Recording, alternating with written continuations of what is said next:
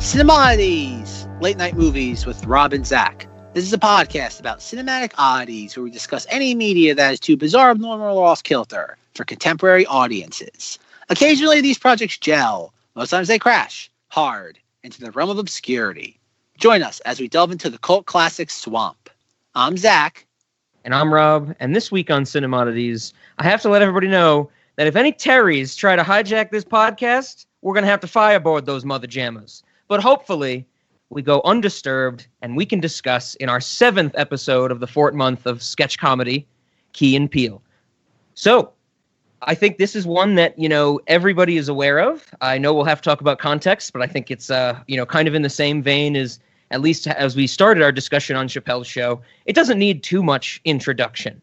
So, I guess just to jump right into it, Key and Peele aired from 2012, 2015 on Comedy Central.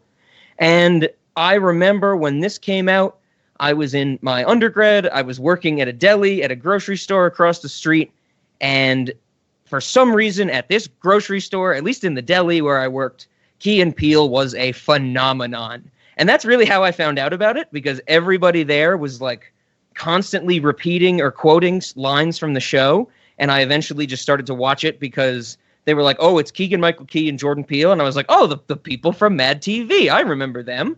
And I just kind of, got into it from there. And I want to say, before we get into Zack's context and feelings on Key and Peele, which is something Zack might not know, I'm actually pretty neutral on Key and Peele. There's some sketches I really love, but I kind of think this is more of I'm more intrigued by the chemistry that Key and Peele have together than a lot of the ideas they actually come up with. So this isn't one of my favorites, but it's so well known, I knew we had to discuss it. And also, since I've already referenced the terrorist sketch, the TSA sketch, that's one of my favorite sketches. We'll have to get there. But I want to throw it over to Zack now. Are you a fan of Key and Peele? I think we've only mentioned it. Have you watched Key and Peele? What's your context? I was aware of it as a thing that aired on television. I tried watching it back in the early 2010s when it got the moniker of like the heir to the Chappelle Show throne. Yes. I never really liked it. I didn't even think there ever was like a sketch that really even stood out in my mind in this, like where Chappelle had like Rick James and those sort of things that were kind of like ubiquitous. Mm-hmm. This never even had that for me. I know there was like Ice-T Dog, where it's like rough bitch. Yep. And that was like, oh, I remember like seeing that like once or twice, just like watching Comedy Central during that time frame. But no, that's kind of my entire background. For the record, I never got into this show back then. And based on what Rob gave me, I have no interest in ever revisiting this show, except for maybe a handful of sketches that I wrote down, much like I did for Whitest Kid You Know. But yeah, this was kind of like, I get why people like this, but it's just not applicable to me. Okay. And I think that's where I want to start because, like I already mentioned, in terms of sketch comedy, this isn't one of my go-tos. Even though I think it is a lot of people's go-tos, like I said, all these people I kind of knew in my undergrad, be it through my university or through work or whatever, this was just, you couldn't escape it. And I had no problem with it. I still don't have any problem with it. But, kind of when I was going back and watching some episodes to pick the selection of 5 that we're going to talk about, this week, I was kind of like, it almost reaffirmed what I had kind of always thought that, I'm more intrigued by them together. I really like their performances. I'm not so intrigued by their ideas, like the sketch where it's just one friend sings to another about how he's helped him through his life and the other friend doesn't like it. And it's like, okay, I guess. But I'm more intrigued on the fact it's like they're doing these characters and these performances and they work really well together. And I think that's what I get from Key and Peele more than anything. And I think I have to say, Zack, to get at the point about what sketch has kind of stood out from this, like what has become like the impact, like Chappelle's show has Rick James, that type of thing. I still, to this day, I see it pop up, but I know when it aired, it was almost unavoidable, just like the Abraham Lincoln sketch almost.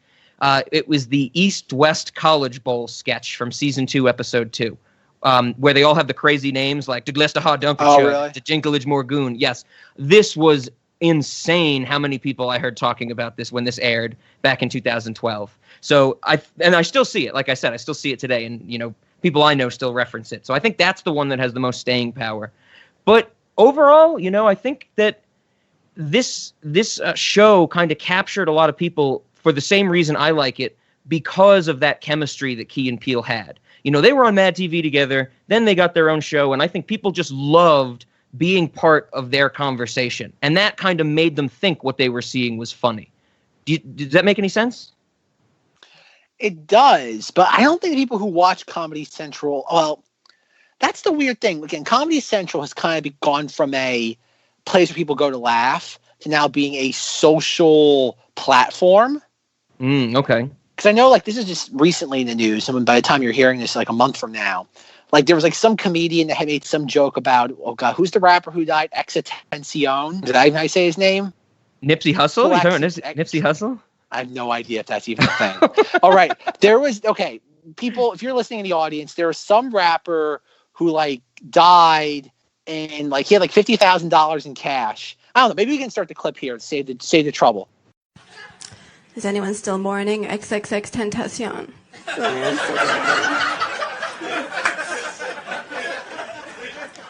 He's a rapper who was murdered. He's dead now.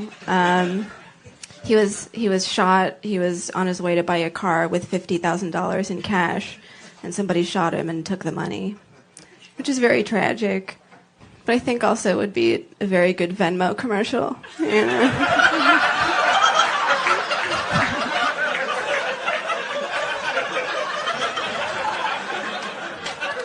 That's the first thing I thought when I heard that. Like, I don't have Venmo. I should get Venmo. Comedian made a joke. In comedy, it was actually a pretty funny joke. If we played the clip, great. If we didn't, oh well. It was a really funny joke, and Comedy Central like took it down because people found it offensive. Okay. And this is the problem with comedy, is that by like the mid to late 2000s, Comedy Central became more about like a platform to the Daily Show, and that, we're going to be a kind of like a warped version of like CNN. And that's when. And that's what things like Key and Peele started. We're like Key and Peele. There's a lot, in some sketches, no, but like with like angry black man Obama translator. Oh, we have like the skits that Rob had me watch where they're at like a diner and they're trying to like out black each other. Yep. We have the Black Republican. Like we have that. We're like, oh, this feels more like, it doesn't feel like satire. It feels like topical humor that's going to dissolve in a couple of like years. Yes. Yeah, that's a good way to put it. Topical humor. Yep. Or like what you said, you can go back and watch Chappelle's show 15 years later and be like, this was revolutionary then, never mind now. You look at Key and Peele now, and it's like, oh, this is where Oscar award-winning Jordan Peele got like his true like firm start in show business. And that's why it kind of feels more like almost like a footnote in their careers, more specifically Jordan Peele's, because you feel bad. It's like, oh, Jordan Peele won an Oscar. What's Keegan-Michael Key doing? The Predator.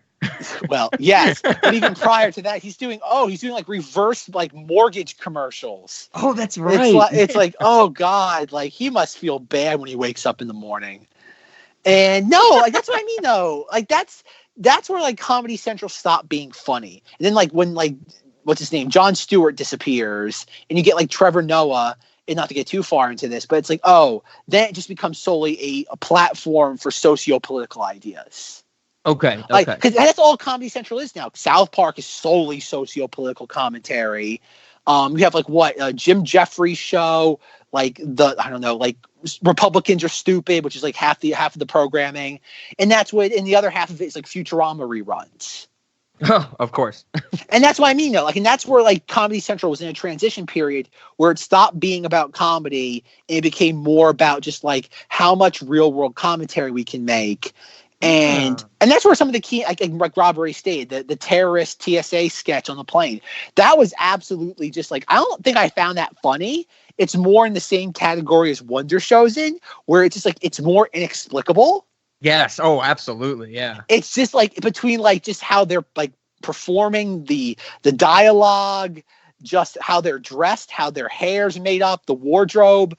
Like it's more just like what the hell is going on, and I'm fascinated on that level. Yeah. So there's another sketch like a Baby Forrest Whitaker, which I don't get at all, but I found it absolutely like I was so engrossed in that. It's like goo goo gaga. It's like what do you want me to do, Baby Forrest Whitaker? Lego. Put it in my mouth. like that. Clearly, that's a reference to something other than just Forrest Whitaker. But like, I have no idea what's going on in that. But it's just so unnerving that I can't help but find it amusing. Yeah, and I think I think we're in complete agreement on this. That's where I think this show shines, is because there's all these sketches where it's either something I'm totally not interested in, they're making fun of a group of people that I could not care less about, and then it's just kind of like, oh, whatever, you're getting political commentary, XYZ. But then every once in a while, to go back to our whitest kids analogy, there's that corn in the crap where you're just like, what is this? This is great, It's like the same thing goes for we're not talking about it today, at least it's not in our episodes, but we've discussed it before, the Gremlins 2 writer's room sketch. Oh yeah. Like that's a good performed little just joke, and that's good, but because there's no political commentary, it's just, hey, we thought of this, it's bonkers, let's do it. And that's, I think, what a lot of their greatest sketches really are. They're just kind of there letting their true goofiness and sense of comedy actually shine through and not trying to get off some, topical message about it. And like you said, I think their interactions of them like doing their shtick in front of the audience, I found that more engaging than most of the sketches. Yeah, it's almost like I would love to see more of that. Yeah. And then they stopped doing it for the last 2 seasons. Yeah, it's disappointing. Key and Peele, yeah, really, I wanted to get that out there. We're kind of, I'm glad we're on the same page, but it's not our favorites. I think everything else I really want to say gets into specific sketches to jump off of, but I guess I did want to mention that whole, that switch in structure. Of course, we have to talk about structure, this 4th month of sketch comedy. But of course, as we mentioned, and if you don't know, or if you've seen any of the episodes from the first 3 seasons, we have basically the same structure as the Chappelle Show, except it's Key and Peele that come out and talk to the audience and then show off sketches. And then they changed it for seasons 4 and 5 with the True Detective themed version of their old intro. Yeah. And then they no longer had the audience and the stand-up portions. It was them in a car, like on a really long road trip through a desert, and they would talk to each other in that setting. And I did a little bit of research. I didn't do a lot because I don't care that much about why they switched it up. Basically, the information I found this switch was to keep it interesting for them. They didn't want to keep doing the same thing. But I remember when this happened and season 4 came out, people that really liked this show back that I used to live with in undergrad, I would talk to them about Key and Peele when I had not yet seen it, the 4th season.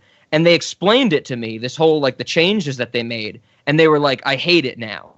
And I was like, oh, that just lends credence to my idea that everybody just liked getting on their friendship, It was like they have a great friendship, and if we're watching them be good friends, it's like you're part of the gang. But then when they were very monotone, just talking to each other in a car, I think people lost that connection. So I don't know. I think there was a lot of hate for that switch, and I think they just wanted to keep things interesting, and it didn't pan out for them. Yeah, because I kind of saw that. Because we only have 1 episode from season 5? Season 5, yeah, yep. And yeah, I kind of saw that. And again, it's hard not to miss the True Detective cover. Yes, yeah. Yeah, like I said, it's fine. It's not as engaging, but to each his own, I guess. All right. Well, then, I guess we should jump into some sketches, right? Unless you had anything else? Nope. All right. Well, we have 5 episodes we watched.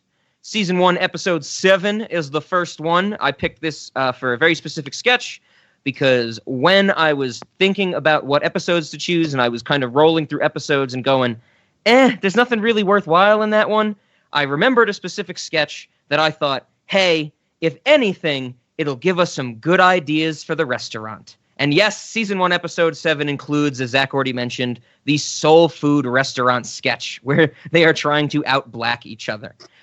But I guess we should go in order, Zack. What did you have to start with? I think anything before that sketch? Well, I had the restaurant sketch. Okay. Yeah. And not because I found it funny. It's because it's like, oh, this is a perfect example of Dave Chappelle made it look easy. Yes, I completely agree. Where, it's like we talked about with Chappelle's show, where you start with a premise and they just keep ramping it up, getting crazier and crazier. And yeah, I agree with you. For some reason, this sketch stuck with me. Also, I don't think it's very funny. Like I said, when we get to snacks tonight, you better believe we're talking about stork ankles. And what's a celador without gravy? That's going to work great for the restaurant. Well, that's the thing, too, is that, just stringing together a bunch of racial stereotypes isn't funny. It's a list. Exactly. Yeah, it's like a you're reading a BuzzFeed article, you know, and getting a little GIF or picture with every word or line. Yeah. And even the punchline, like, oh, the woman at the waitress brings out like the items, like the really kind of like crazed, most extreme stereotypical food items that you could get in the Deep South for two black men to eat. And it's like, oh, like what was it? One's like a foot, and the other one's like cardboard, like nailed to a plank of wood, wherever it is. Yeah, I think it's he has a rusty bucket of fish wrapped in razor wire or something. Something like that. And I guess that's the punchline, that they actually got it. Yeah, I think that's part of like that's kind of what they do. You know, they like try to push it over some edge that they've built. I can't stand the part where, you know, they do the big end of the joke of them ordering was when Jordan Peele is like, and a human foot, and then the waitress goes, what? And I'm like, I remember, I think the first time I saw this, I was like, okay, it's so obvious that she's gonna like get it for him now, you know? It's like the waitress isn't gonna be like, oh no, we don't have human feet. She's gonna be like, I think she says like, do you want like cornbread with that or gravy or something? And it's like, of course, that's the joke, you know? Yeah, and that's the thing. It's like, oh, like, isn't this so zany? Isn't it just crazy? It's another one, like, example of that where it's like again, you go back to something like Chappelle's Show, and you have the PSA with the three kind of people high in the drive-through of the Whack Arnold's. Sure. And they crash into the little girl. And the payoff to that joke is, if you're a little girl and you're high, don't ride your bike. The whole thing of comedy is landing the joke right before your audience figures it out. Yeah. I think you said it very long ago in this sketch comedy series that it's all about, you know, pulling the rug out from your audience before they realize it. Yeah. And yeah, you're exactly right. There's no rug to pull out here. Once you get the first few lines, you understand where it's going, and it goes there. Yeah, and that's why the things that really did resonate with me are the things that are completely out of left field. Yeah. Because it's like, well, I can't figure out what this premise is, so I'm along for the ride. Yeah. And even like Baby Forrest Whitaker, it doesn't really crescendo in anything. Definitely. It just kind of just like peters out. It's like, okay, moving on. And yeah, yep. So before we go on, I love that we're in complete agreement about this. I kind of gather that from what you've said to me about Key and Peele before. This is going to be a hot take for a lot of people I went to undergrad with, because we had a grand old time watching this together. And I'm not taking away from them. We had a great time. They may love it, but this is, you know, kind of neutral, as I said. But as we've been talking, Zach, I wanted to tell you, because I think it's one of the only things that really stood out to me when I was looking into my notes for the writers of this show. One of the writers for this show is named Ian Roberts, and he's the creator of Upright Citizens Brigade. And Upright Citizens Brigade is a comedy troupe that had their own show that eventually was disbanded. The show was so they could go on to Parks and Recreation. So Amy Poehler is part of Upright Citizens Brigade. So when you're exactly right, Zach, that's what this comedy is. It's that oh so zany type of stuff, but they're trying to put that topical twist on it. And I think that's why I have such a problem with it, because I don't think those two things blend together well. I did not know this until I did the research. I never knew that Upright Citizens Brigade was related to this, but now we know. I guess we should say too, this is insanely popular. Parks and Rec was insanely popular. 30 Rock was insanely popular. The Office was insanely popular. Like, clearly we're the odd men out here. Yeah, I mean, absolutely. This is just reaffirming it. You know, this just adds to the mountain of evidence we've gathered throughout our lives, right? Yeah. Yep.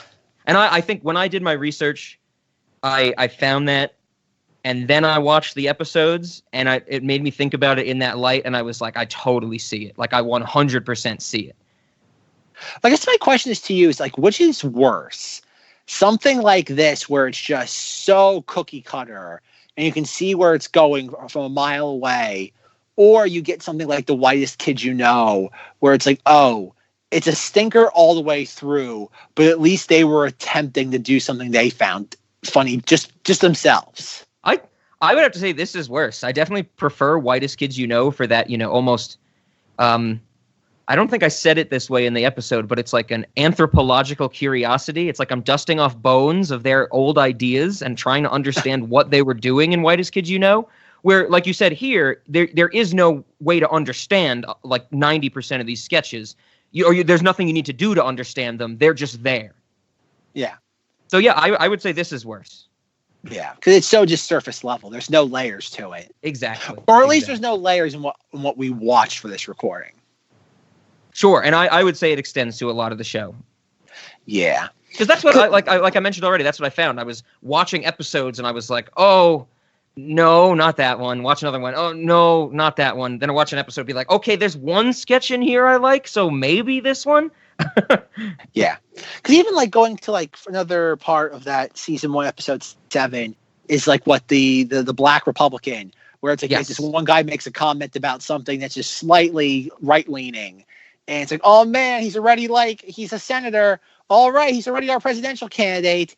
And it's weird how something like that, where like I get the joke because that was something the Republicans were doing back like in the late 2000s, early 2010s. Sure. Anybody who was Black, Hispanic, that said anything slightly conservative was like put on a pedestal. But funny things like, again, going back to Chappelle's show, and not to reference Clayton Bigsby, but like, again, Clayton Bigsby is still funny to this day just because it's the idea of, like you said, the blind white supremacist. Yep. It's the idea of introducing race to a character where race should have no factor on their life. Yet you look at this and it's like, oh, nowadays that's not really a thing the Republican Party does anymore.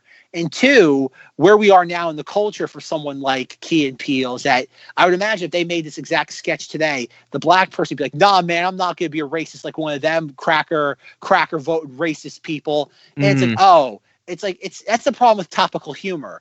You live and die by the moment it was made in. Yep, exactly. It's like watching like old Family Guy reruns. They have like Milli Vanilli like jokes. It's like nobody watching this gets Milli Vanilli. Oh, that's funny. You need a history textbook to enjoy like the first like 10 years of Family Guy.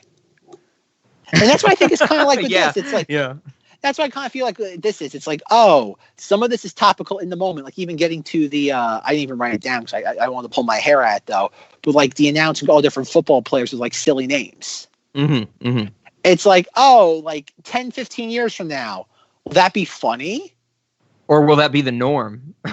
Well, that's the thing about it, though. Is like, oh, like we I think a lot of people watch like Sunday Night Football, and you have some of these names. You're like, oh my Lord, where they dig these names up from? And it's like after a while, it's not funny anymore because, like you said, it is the norm. It's like the humor, like the oddity humor of it all has been robbed by just the idea that, like, okay, because of things like Key and Peele, we accept it as par for the course. Nothing Chappelle lampooned, and we're not comparing him because it's like, oh, you're dealing with African American comedians. That's not the reason why we're comparing it. We're doing it because a lot of this is steeped in socio-political humor of the time, whereas one was very topical, other ones don't live up so well. Yeah, and I also think like we talked about in our Chappelle's show episode, that this show was pretty much set up to mimic that. They wanted to catch that lightning in a bottle again, so it's warranting that comparison. Yeah, you can tell at some point back in like the early 2010s when whoever pitched Key and Peele as a series, there was at least one executive in the room at Comedy Central that said, "Aha, we got that Chappelle show magic again." Exactly. Perfect. Yeah, 100%. That happened. Definitely happened. Probably happened multiple times. Champagne was probably shared over it. They brought in the naked woman with the sushi on her for that idea. But yeah, so that's all I have to say about episode 7, at least for my notes. Oh, okay. I did want to mention the Bobby McFerrin versus Michael Winslow, the mouth noise off, where they're like fighting each other and making mouth noises in the dressing room. I think that's one of it falls into the category of I love the idea, but they didn't execute it like as well as I would have hoped. But I do love the fact that when they're battling or fake battling, they're making sound effects for each other.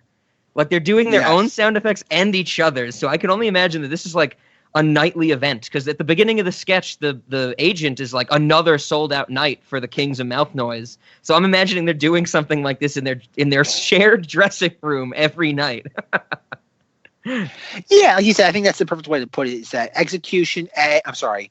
idea A, execution like C minus. Mm, Because like it's another one of those ones where again it reminds me of Whitest Kids You Know, Amanda's show, where it's just like the bit just goes on way too long. Yeah, and my problem with this, with the Bobby McFerrin, Michael Winslow one, is because I get it. I like what they're doing. They're doing sound effects for each other, and it's as it gets to the point where it's dragging on too long, they resort to the Indiana Jones parody, where they both have bananas and one of them swinging it around like a sword and the other just shoots them. And I'm like, that's what you made me wait for? Like, I've seen that before. I've seen it in my dreams. I've seen it so many times. Yeah. Yeah, that's this weird thing about this. Is like you're telling me you have these, like you said, it wasn't just them in a writer's room. It's them and a bunch of other people, and nobody could come up with a better ending than that. Yeah, exactly. Because at one point, one of them's going to shoot the other one with it. And like, we're going to start mimicking. It's going to be, oh man, he's mortally injured from an imaginary wound. And it's like, come on. Come on. Yeah, absolutely. And then I think the only other one I wanted to mention is I do some of the lines in the military recruiters that go clubbing, that sketch, some of those make me chuckle.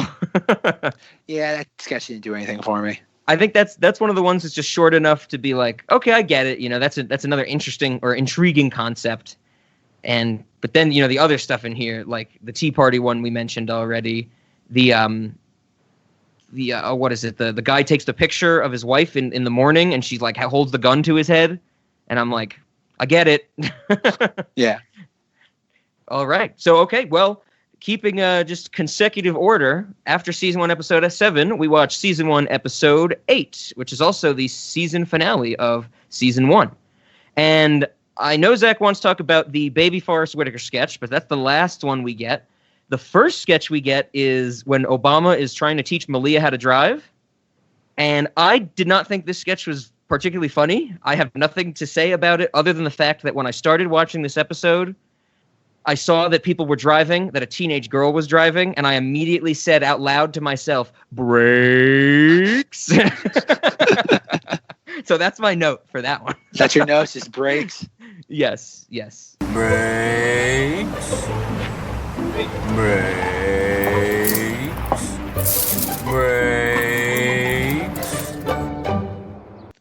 Well, even that sketch, though, like I know, and Jordan Peele does a pretty good job, a pretty good imitation of Obama, but like it's so obvious to the cop pulls him over. Oh yeah. It's like treat Malia just like you treat anybody else, officer, and obviously they get arrested because they're black. Ha ha ha ha! Because the police sit there, profile and target African Americans. Ha! Exactly.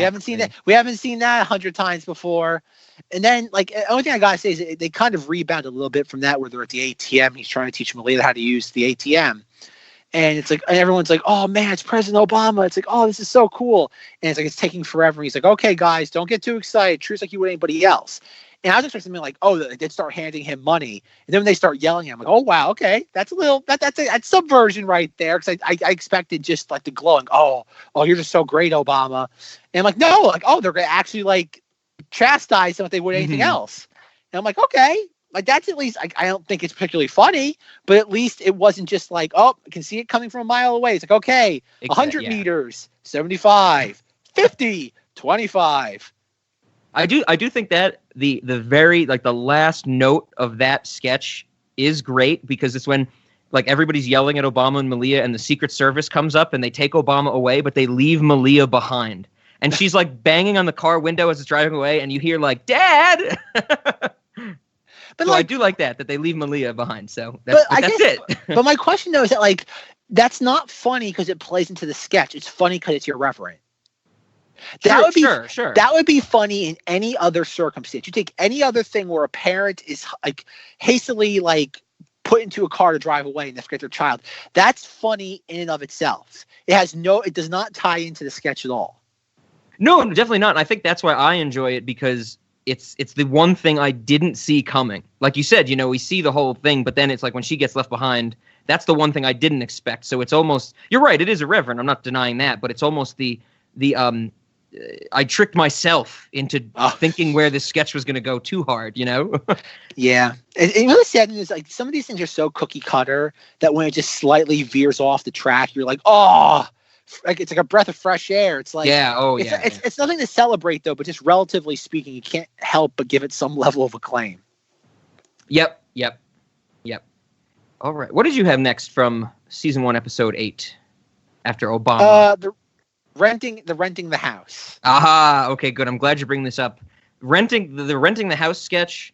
This became probably the most quoted thing from Key and Peele between my roommates and I. You know, when I got them to watch it, we loved this sketch specifically because of Keegan-Michael Key's character, the landlord, and the way he says all this stuff. And still to this day, we will say "ain't no thang" to each other. Like when he dives on the floor, oh, it's so funny. But what stood out to you in this one, Zach? Why did this one deserve a highlight? Ain't no thang. Well, it's for the most part a one-note sketch. It's renting an apartment in a bad neighborhood. Yes. Yep. That's a sketch. And the only thing I thought was particularly funny was he's going through the entire thing. He opens one of the doors, and you actually see a live hobo, crackhead. Yeah. One of the things he chases him out of there. I just found that funny. Can't tell you why I found it funny. Exactly. But it tickled me the right way, which is what comedy is at the end of the day. Comedy is inherently subjective. But no, it's another sketch that for the most part, the wrapper around it was just way too okay, we get it. It's in a bad neighborhood. There's going to be bad things that happen in the bad neighborhood, the bad apartment in the bad neighborhood. Yeah. And it just, oh my God, it's enough. Cut 4 minutes out of this and you have a tight sketch. It might not still be funny, but at least it's tight. I think this is one that is very firmly for me in the category of I enjoy this because I love Keegan-Michael Key's performance. The use of his voice and stuff like that, the ain't no thang. I love when he's screaming at the person outside the window, and then he's about to close the window. He goes, "That's my nephew Craig. He a good kid. He smoked crack though." My nephew Craig. You a good kid. He smoked crack though. And that became a huge thing. We quoted all the time. The whole he says someone was trying to so there was some crackhead in a neighboring apartment that got too high and thought his pistol was his remote control, so he shot a bullet hole through the wall. And then he's like, "But don't worry, you ain't never gonna see him again. Ain't nobody ever gonna see him again." And it's just I love it strikes that chord for me. Just like you said with the squatter in the apartment. That strikes the right chord for you. The way he says this stuff strikes the right chord for me. I can't tell you why, but I'm totally on board with it. And then of course Key and Peele are just okay, let's I think Jordan Peele was prepping for his Twilight Zone run when he threw in the switch that the actual renters were crackheads as well. Yeah. He was I gotcha. Well, even that, it's oh, okay, they're crackheads too. And best thing about it, it's a punchline, but in name only. Yeah. I think that's what's so disappointing. It's the structure is there. It's just filled with nothing. Yeah. It's vacuous structure. It ain't no thing. This show ain't no things. All right. Okay. So anything else about that one? No. Okay. What do you have next? Well, I think we all know where I'm going eventually, but yeah, that's the end of the line for this episode. Oh, okay. So you had nothing about the black party motivators for the bar mitzvahs and bat mitzvahs? Not really, because I know there was one or two lines that were funny where it's oh, we're the first black people that these kids ever see. And it's that, again, ha, it's funny. I agree with you. Shelter Jewish children. Yeah, there's some lines that are funny, but on my rewatch for this, especially after, doing all the editing of our Chappelle Show episode, this one I was definitely getting the sense that they were trying to be, I could imagine this as a Dave Chappelle sketch. It'd be a lot better, but I definitely kind of see this as, something he would try to do, or an earlier version of him would try to do. I really got a sense that they were hardcore going for that Dave Chappelle, race, religion relation type of thing with this sketch. Mm-hmm. But, it doesn't come off, it's almost like the execution isn't there, like we said earlier. Yeah, it feels again, they have a concept, they just don't know how to execute it properly. Yeah. Yeah, because it has a couple of because it goes on for a while. It has a couple of good lines here or there, but for the most part, it's eh. Yep. And then there's the sketch where one gangster can't understand why the other killer is laughing, and that sketch is stupid, right? I've never gotten that one, and I don't think I'm just watching that, and it's not even you can't look away from the accident. It's I have no problem looking away from that sketch. There's nothing to it. Yeah, that's the thing about it, though. It's a one-shot premise, and that's it. It's like, okay, it's a one joke premise. It's like, okay. Yeah, and it's a I don't know if I'd call it a joke. It might be something else thinly veiled as a joke. Yeah. Clearly it made somebody laugh. Yeah. Hey, man, ain't nothing again. It is just funny, man. And then, of course, we get to baby Forrest Whitaker. And I have to agree with you, Zach. I think you already said this is one of those things where you're just baffled by it, and it's very intriguing. I love, like I already mentioned, the line where he's like, I want to play with my Legos. I'm going to take the smallest Lego and put it in my mouth. And it's like, that's great. You know, he's doing the voice. You got this weird, like, animated head on top of, Jordan Peele's CGI'd head on top of this kid's body. And he's like, I want milk. And he gives him the bottle, and he's like, why can't I have mama's milk? It's a simple request. And so it's like all that stuff kind of, is just weird to watch. And it's good fun, I guess. That's a good way to put this sketch. Well, I'm trying to figure out, like, what Forrest Whitaker film are they parodying with this? Like what performance of his? No idea. I've definitely seen Forrest Whitaker in things, but not in, I think, the things that he's famous for. Like, I've seen him in Rogue One. I've seen him in Repo Men. I've probably seen him like one or two other places, and I know who he is from cultural osmosis. But other than that, I don't think I've seen anything like what he did that movie where he was like some general or something that won a lot of awards, right? Not too long, like in 2009 or something. Maybe. Exactly. So yeah, I have no clue, Zach. I think you and I have a similar level of knowledge on Forrest Whitaker. Remember, folks, we're the whitest kids you know. Yes. Yeah. Indeed.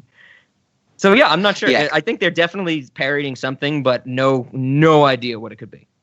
All right, because like I watched this and I'm like, because again, like you said, the crude, I don't want to say crude, but the very jarring special effect is, I think, what seals, because just how it's weird. Like, this is a weird sketch, and it's the head is like a little too big. Like, they could have just if they shrunk it, like they could have made it look a little better, but it's like, I don't know if that's what they were going for or what, but it's definitely jarring. I think it's an effect. Again, this wasn't Comedy Central, so they didn't have an unlimited budget. Mm-hmm. But I think it's just that right type of blend. This is the part where I think almost like it borderline Chappelle Show, where the lack of budget and just the crudeness of being able to get it done works to the sketch's benefit.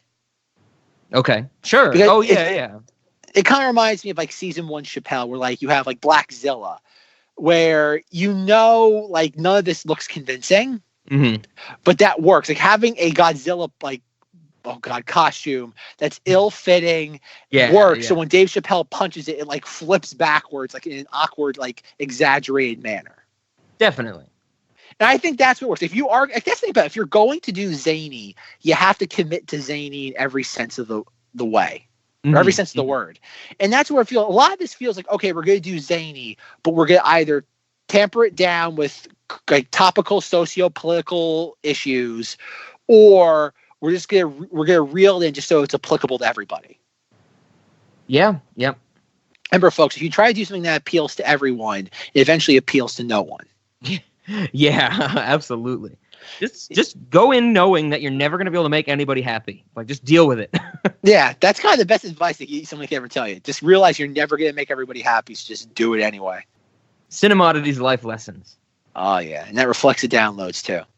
We need a soundbite for the Cinemoddities life lessons. Like, we have the GOAT for the breaking new ground. We need like a the more you know type of thing or something. We'll figure it out. Oh yeah, definitely. But I feel you. Yeah. And then, of course, I think we're not going to discuss it, but you mentioned it already, that they do the same effect for the Ice-T dog head thing. Yeah. We are jumping into season 2, episode 2, and I want to start this one off because I mentioned it in the Chappelle Show discussion, part of it that didn't get into our episode, but when we discussed the racist Hollywood animals, I'm pretty sure I mentioned that there is a racist animal sketch from Key and Peele. This is the one I was thinking of, where there's the racist dog at the beginning of this episode. So now you know, Zach, what I was talking about from a few weeks ago. Okay. Does it all make sense now? Are the pieces coming together? Sure. You see, if you stop putting the pieces in your mouth, you'd have them all. No worse than usual. Okay. Well, what did you have from this episode, Zach? Season 2 episode Dose. Nothing, Rob. It is blank because I didn't like anything from this episode. Oh, okay. Well, dubstep sketch we can definitely skip. I did not like that at all. Let's talk about dubstep, music that was popular like 10 years ago. Yes. This is like, there's a Loiter Squad sketch, which is an Adult Swim sketch comedy show with Tyler, the Creator, in it, the rapper. And they have a dubstep-esque sketch. It's not like this, but it's basically one character has a dubstep dad, and it's their stepdad is like a dubstep rave person. And that they do it, it's so, Loiter Squad is like dumb. It's like dumb for the sake of being dumb. And they do it better than Chappelle's show in this sketch with dubstep. So, yeah. I do have to bring up, because I'm sure I've said it to Zack before, I say it to a lot of people, this sketch has always stuck with me strictly because of the idea. I love thinking about the person who had to follow Martin Luther King's I Have a Dream speech.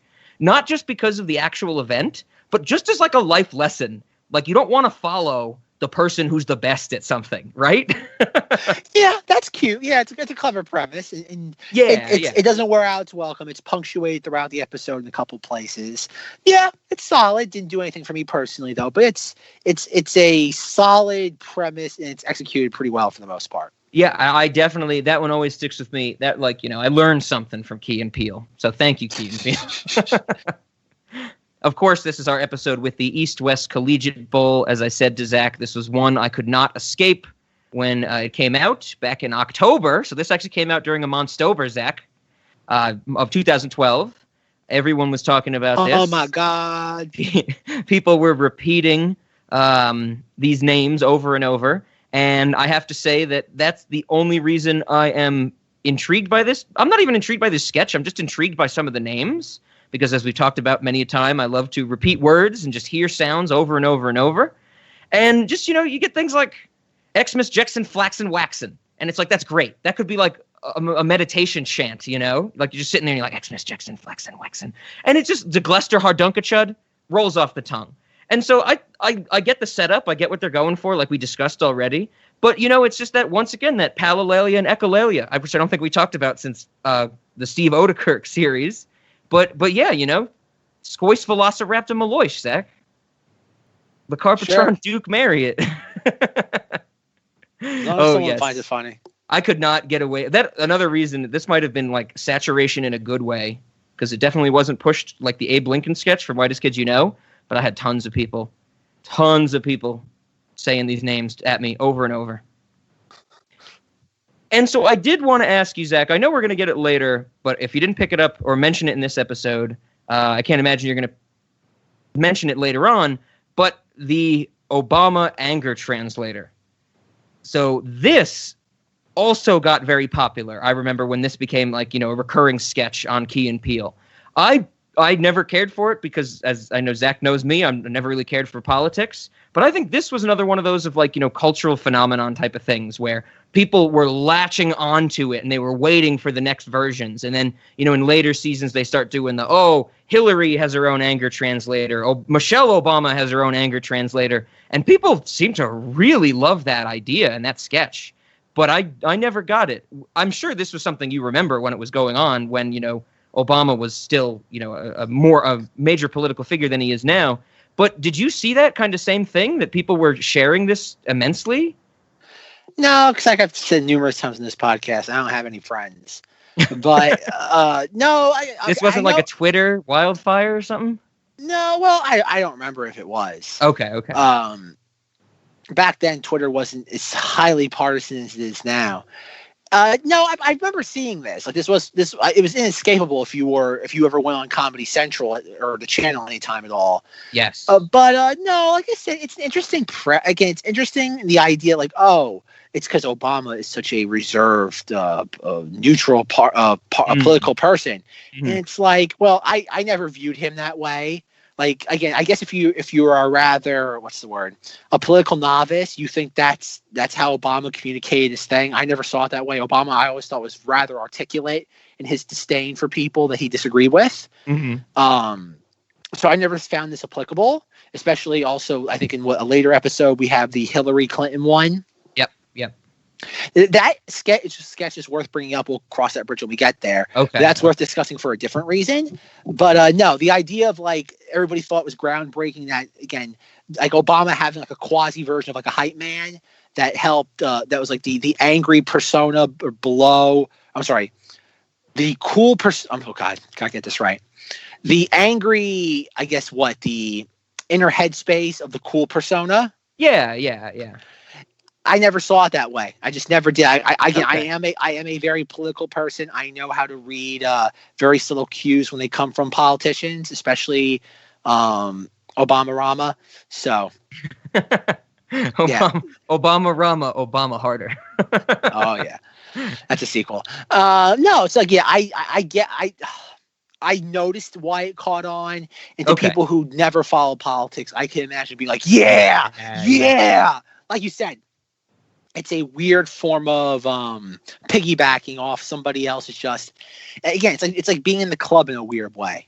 Yeah, and I think you hit the nail on the head when you say, for the people that weren't very political, this was kind of a doorway into that for them, and they latch onto it. But I think that has its own issues because I feel like that just became a wave of the people who are like, oh, I don't know anything about politics, but I watched John Oliver, so I'm informed. And it's like, yes. It's like, no, if you're going back and watching an episode of John Oliver from like 6 months ago to be informed, you're lying to yourself.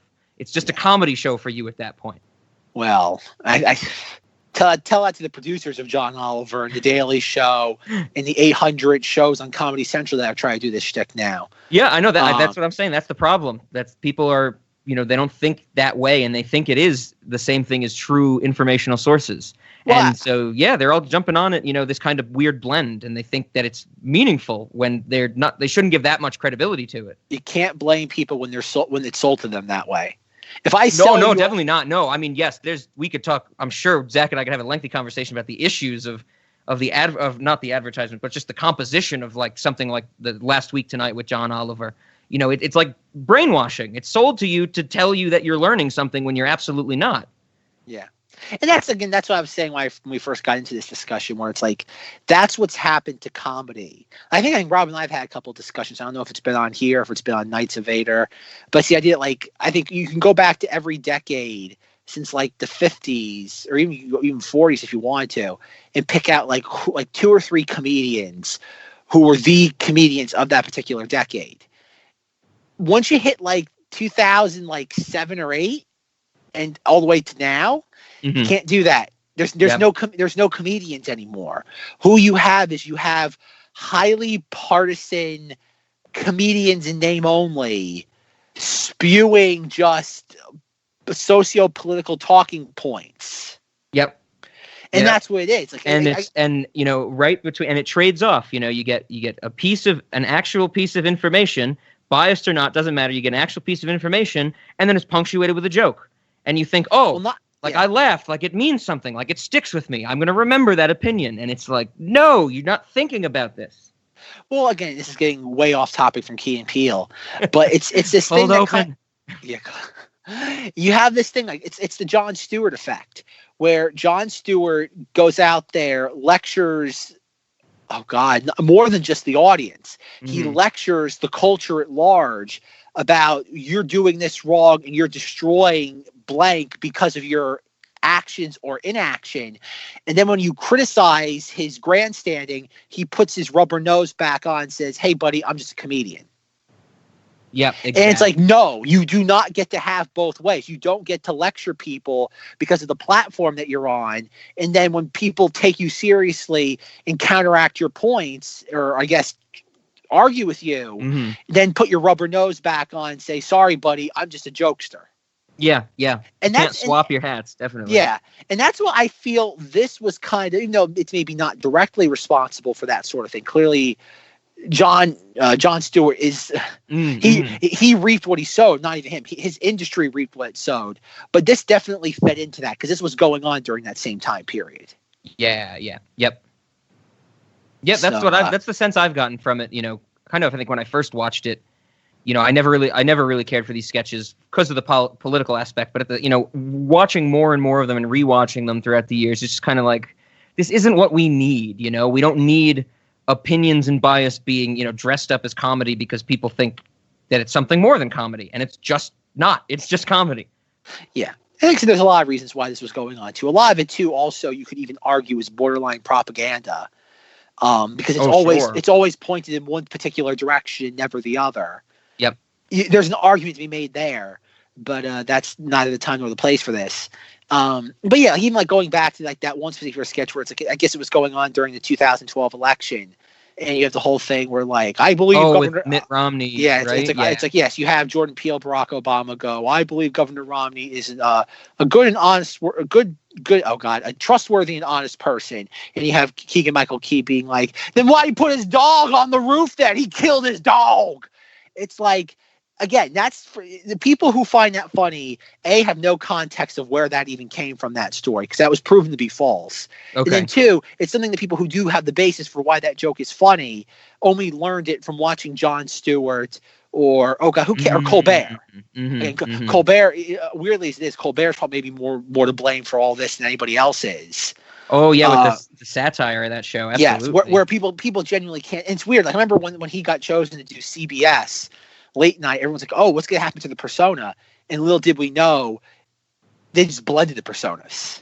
It became like where Stephen Colbert of the Colbert Report was a character. Mm-hmm. Late night with Stephen Colbert is a real person that just merged with the parody entity. Yeah, exactly. Yep. And that's where it is. And that's what's happening now with comedy is that, and this is kind of like, again, not the first steps of it. I think Chappelle's show is kind of the first steps of it, is that where the blending became indistinguishable, where people now probably watched 2012 Jordan Peele, Barack Obama and said, oh, Mitt Romney killed his dog. Yeah, exactly. And I don't blame Jordan Peele and Keegan Michael Key for that. I blame stupid people for believing the sort of stuff they see on TV. But when that's all you see on TV and there's nothing pushing back on that idea, at the end of the day, you can't blame people when there's just arrows pointing them in one direction all the time. Yeah, 100% agree with you. But yeah, there's a reason why I didn't like this episode. So unless there's anything else to say about that, moving on. Well, I guess the only sketch we didn't talk about was the one where the guy's like, "Where does my dookie go?" And I have to say, Zach, if his dookie can get out of the hood, maybe we can get out of the sketch comedy Fort month. So, thank God. So just believe. Thank Zach. God.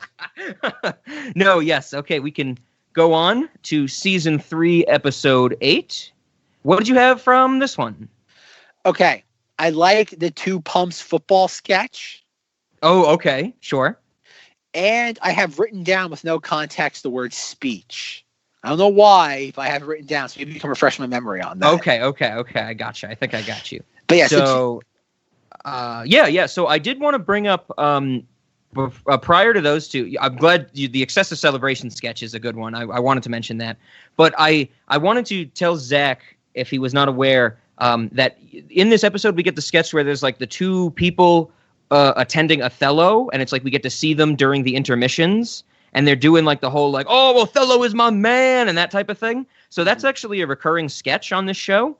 Every other time this happens, it'll be, the two of them, but it'll be valets. Like it'll be two people working a valet standing out front of a building, and it'll be downtime. Like they won't have any cars to shuttle back and forth. And so they'll talk to each other, and every sketch in this setting is they will like pick a movie star and they will just like go crazy over them. Like they'll like say they love them and how cool they are in certain movies. And so this sketch was specifically for Othello. There's some things in here in this Othello one I like, but I did want to mention to Zach that they actually do one where they start talking about Robert Downey Jr. as Iron Man. And I was watching this. I didn't pick this episode, but when I was watching it, it stood out to me because I'm like, okay, they're doing Marvel Cinematic Universe. Of course. But as they're talking about Robert Downey Jr., they somehow transition into Val Kilmer as Batman. And the sketch literally ends with them saying, "So Kiss Kiss Bang Bang is the greatest movie in history." Because it has Robert Downey Jr. and Val Kilmer in it. You know what I'm realizing right now for the first time? What's that? It's like if there was a graph of R.D. Square and Valley Kilmer's careers. Yeah. R.D. Square would start down here. Right, and Valley Kilmer's would be starting right up here. And R.D. Square would get this trajectory going. Right, and then Valley Kilmer's be on this trajectory right here like this, right? They're just making movies, making movies, getting a little crazy. Just getting a little drugs, just getting a little bit crazy, still making movies. And then they meet at this point in the same movie. Which is why the best movie of all time is Kiss, Kiss. Bang, bang. Kiss, Kiss, Bang, Bang is my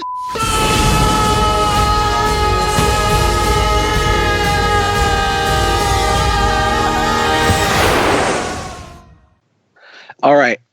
I'm not sure if it came through in the recording, but I actually deflated a little because as Rob was explaining this bit to me, in the previews for Toy Story 4, which Keegan-Michael Key and Jordan Peele voiced the characters of Ducky and Bunny. And I did not know this. And I thought they were great doing the voices of that. But in one of the previews, it's Ducky and Bunny. I guess you say Ducky and Bunny are like carnival, like stuffed animals. Okay. Obviously, one being a stuffed ducky, the other one being a stuffed bunny. And they're like, oh god, have the little plastic tag through their hands, so they're always stuck together. And in one of the previews, and we'll insert the clip here.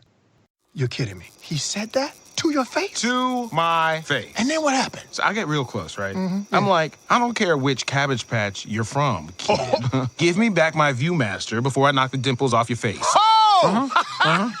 Okay. No, you didn't. You don't even care, man. Yeah. Hey, you are a I don't care bear. You know what I'm saying? Oh, man. Oh, Ducky. Yeah. You see the new movie trailer? For what? You ain't see it? Say what? What is it, buddy? Ducky. What? They're making another Toy Story movie. No! I thought those movies were done, dog. They made 3 They movies. did make 3 movies. This is number 4. Oh, shoot! Come on! I love the Toy Story, dog. Toy Story is my jam. What about Buzz Lightyear's, dog? I am Buzz Lightyear, Space Ranger.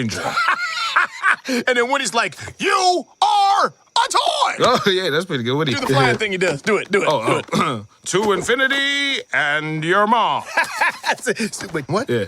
That's not right. You sure? No, that's not right. I'm pretty sure that's it. No, let me show you. To insanity and a blonde. What do you even That's how it goes. saying? No, that's how it goes. To immunity and respond. To indecency To and... infrequently. Hey, guys, you got it all wrong. It's to infinity and beyond. That's the stupidest thing I ever You heard. can't go to infinity, dummy. It's impossible. He over here talking about You're infinity. gonna go beyond infinity. You don't know nothing about science. And I realized Pixar based an entire advertisement for a multi-million-dollar film around a Key and Peele sketch. Yeah, I have not seen this, but if they are arguing, or not arguing, but some form of debating or talking about how good some celebrity character is, then yes, that is 100% a reference to this valet sketch. Yeah. Oh, I thought that was funny. When I had first no saw idea. I that, didn't know they were laughed. doing that. That's crazy.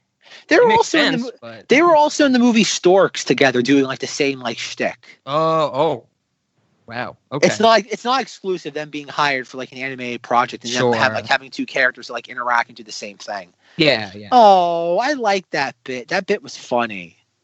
Cinemoddities, crushing dreams since March 2018. Oh, it's funny. I wish there was a camera on me because you could actually see my face. Like Rob's explaining the Othello thing, and I'm like, oh, why does this sound so familiar? Then I'm like, oh, this is the Ducky and Bunny thing about Buzz Lightyear. Gotcha. Yeah, I'll have to look at that. I never would have found that unless you told me. So yeah, I'll check it out. Well, I guess I'll have to check it out when I put the clip in. Yeah. The clip will be in here. Oh, but I have to say them as Ducky and Bunny in Toy Story 4. They are pretty funny. They are Okay. they fit. Their type of humor fits in a world where they're not the main focal point. Okay. And so I don't know. I watched Toy Story 4 once a month ago. So I have no idea how much it connects to this. I don't think so. Again, it wasn't until Rob pointed out to me that it connects. Yeah. But yeah, Ducky and Bunny, they're pretty cool.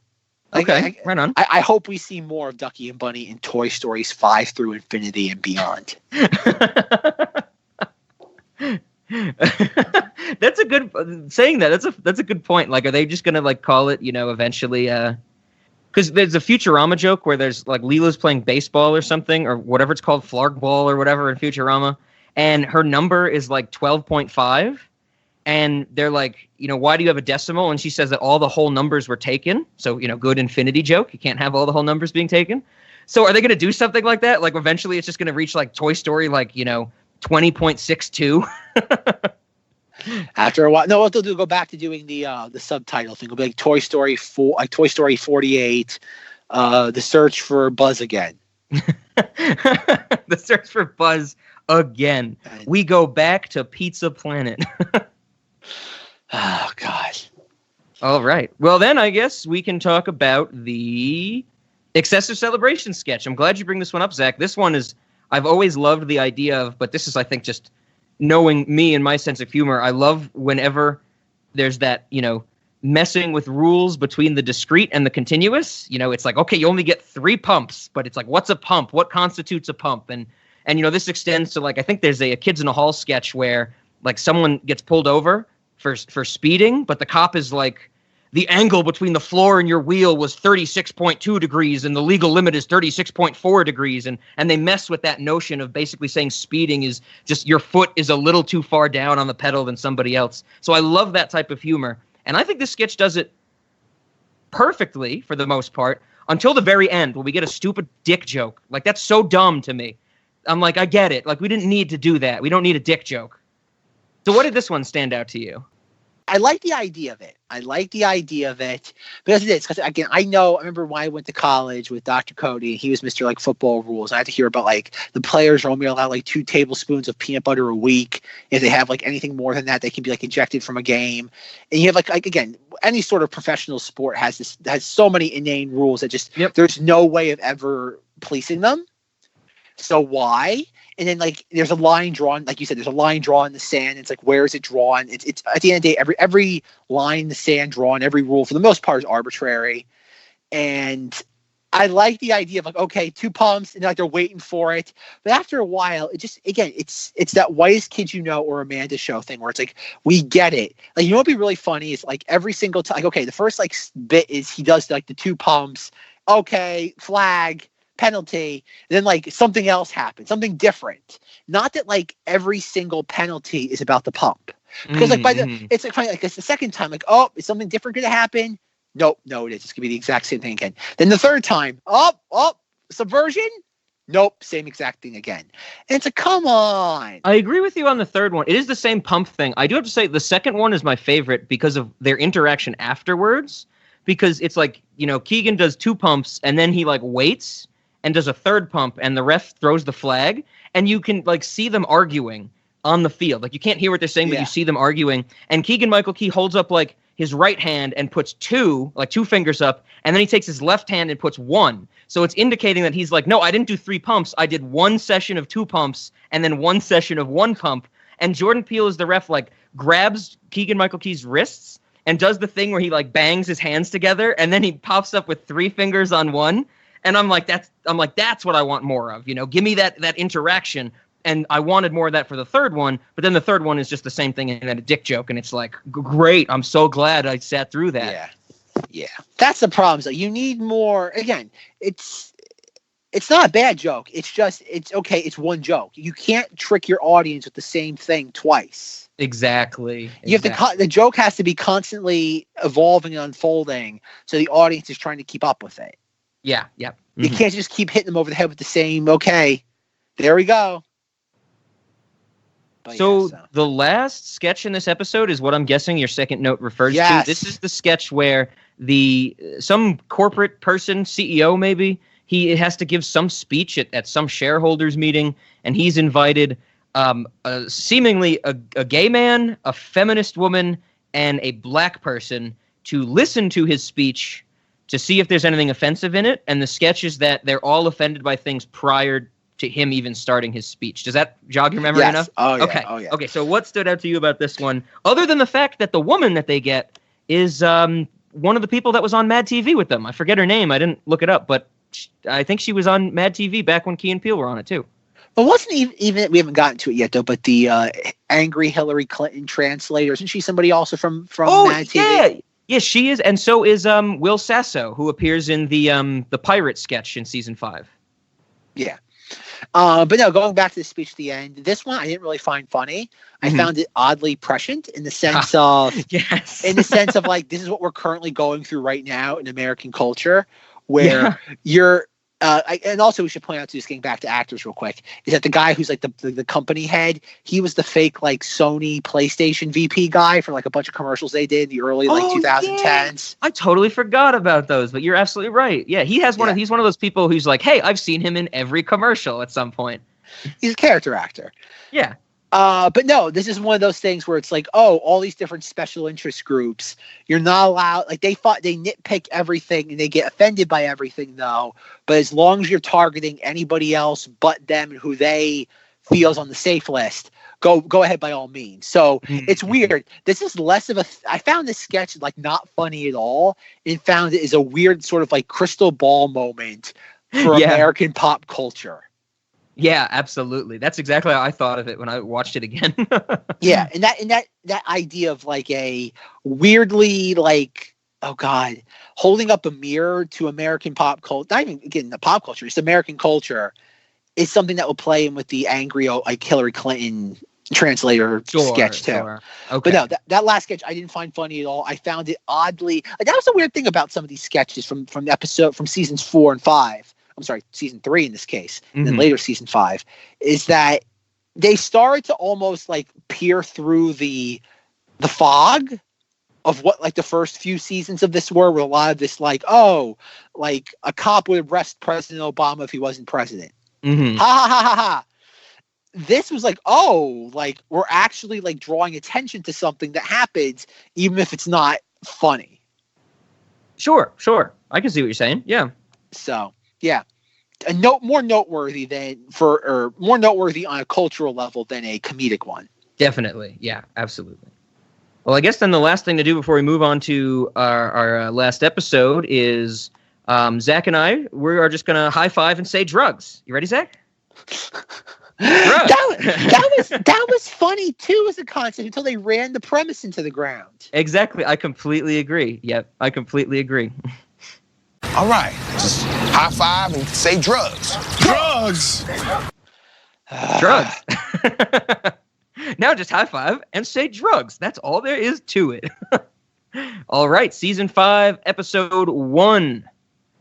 And it starts with the 2 football players, as it's described on Wikipedia, getting overly pumped up before a game. I think that is an understatement for this sketch, because one of them dies at the end of it. I wanted to mention this one. This one's always stood out to me as just kind of an interesting, like the production quality, like, or maybe not. I guess the camera work is a little different from what I'm used to from sketch comedy, at least Key and Peele. And I like that it's, kind of got this weird kind of, almost Kill Bill vibe going on with the samurai sword. And I love that there's the one-liners they say are to get pumped up for the game. So yeah, I thought this sketch was good fun. The very beginning of season 5, episode 1, how they chose to kick off their final season. Yeah. You can tell they had more money here, so they were able to get a little bit more creative with some of their, like you said, how they filmed some of these sketches. But yeah, that was another one that just like, okay, I get it. Like, it's just like, I get it. Ha ha ha. Like when you see these football players or any sports players, they're trying to get themselves pumped up, and they just take it. And again, you take the idea like, okay, smoke grenades, throwing knives, samurai swords, explosions. Absolutely. Yeah. And then the next one we get is the one Zach already mentioned. I think we have, Hillary Clinton and her anger translator Savannah. So let's get cultural and political, right, Zach? Yeah, it's not our fault though. They're the ones who brought it to the table. True that. How about that for the Cinemoddities motto? It's not our fault. or we make it really legalese and like all the coasters say like, no liability. I like that. That should be the motto of the restaurant. Remember we're giving everybody Cinemoddities branded jizzles from the Whitest Kids You Know? Of course, that was last week. So we could have on the jizzles, it would have like the Cinemoddities logo, and then it would say like, we are not responsible for any damage to our employees or any harm to our employees or something like that. No liability. Just that. Keep 2 words. No liability. All right. So let's do it. Obama and Hillary Clinton. Throw it at me, Zach. I'm sure you know much more about this sketch than I do. Well, it's not that it's care. It's just interesting again that like it's funny in the media. You never would have thought there was any conflict between those two. Never mind all the things that were said back during the 2008 election. How Obama-Rama stole the primary away from Hillary. And it's weird. It's weird for a show of this caliber, and at this point had so much cultural sway to bring attention to this divide. Oh, that's a good point, because you're absolutely right. When I watched this, I was kind of thinking of, today's, like, 2019 era, where I feel like that, maybe not animosity, but that kind of relationship between all politicians is much more kind of clear to my eyes and to the public eye. Yeah, that's a good point, that this wasn't really something expected from this kind of, politically leaning outlet. Yeah, and that's why, again, like Obama-Rama, for ever since he was brought on to the world stage, it was always veiled, never let anything get past him, and everybody, anything slightly about politics knew the disdain between the Obamas and the Clintons. The reason why she was Secretary of State was the fact that keep your enemies close keep your friends close and your enemies closer. It was like, keep her in. And that's what it was. She'd go out there complaining about, again, I thought it was even fun. This part I did find funny. It was like, it's like she'd go out there and complain about his foreign policy. And it's like, you're the one who started the foreign policy. And that's what it was. She'd go out there and complain about, like, all the things that she screwed up under as part of his administration. And it's like, wait, you're the one who did this. Yeah, and just weird. The fact that you have all these things, even the jokes about, like, they make about, you have to have a lot of work to do because you have to fire all the interns once Bill Clinton gets in here. And it's like, that was rare. That was rare to have an outlet like this, especially in Comedy Central. Yeah. That was a weird one. Like, that was just really out of character for them. And yes, it's in a 3-minute sketch that's going to be thrown out the window in a couple of minutes. But yeah, it was weird. In retrospect, it was odd that something like this would be allowed out the gate, because it'd be like, we just don't do this. Like you said, if what's her name, Amy Poehler was anywhere near the writer's room for this, or anybody within her, like, no, we can't have this.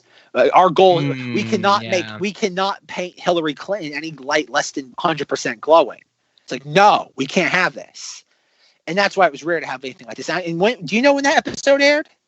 You said what, 2015? Yeah, it would have been start of season 5, I think, was 2015. Yeah, I'm pretty sure.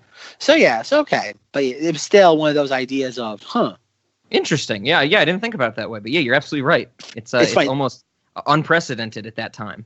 Yeah, it's noteworthy, not because of any sort of comedic element, but once again, for the idea of people in such a high echelon of media kind of like tipping their cards. Yes. Okay.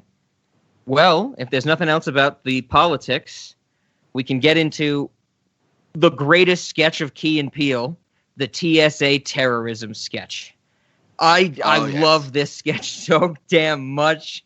We're about to hypothetical this sketch in the clavicle. Let me just tell you that. Did something happen, or did I miss something? Is hypothetical, or? Oh, we're gonna definitely drop some hypotheticals on that Terry's clavicle, because I'm talking about squeeze.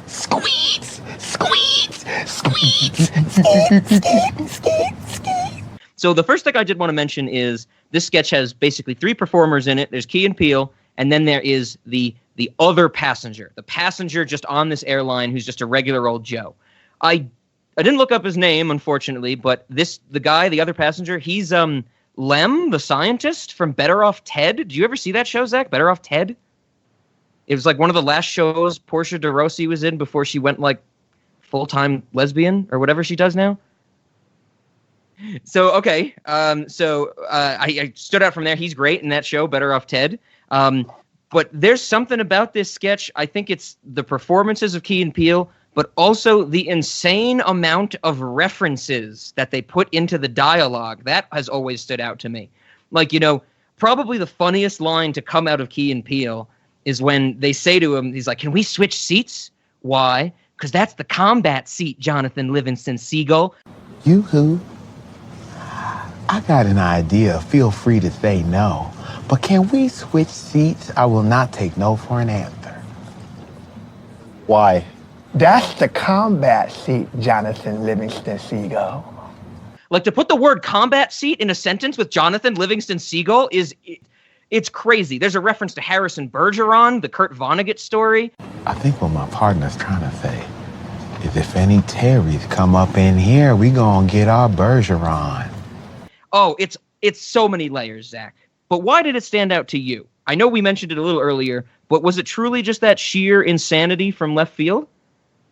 Oh yeah, it's a nonsensical aspect. Like this is kind of like, and I know this is not what Key and Peele is at the end of the day, but it's just that kind of just gonzo element. Just again, every element of it, from the dialogue to the makeup to just the location of it, every aspect of the sketch is just what is going on. And it's that Wonder shows an element where it's like, what is this isn't funny. It's like, what is the punchline of this? Like, what is the joke? And obviously the joke is that they all three of them get arrested because it's like you cut the quote unquote terrorists are on the plane.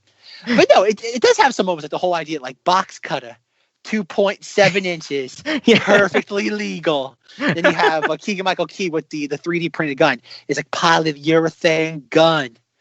Box cutter? Oh, you best believe it, baby. You gonna be eating like Diane Keaton.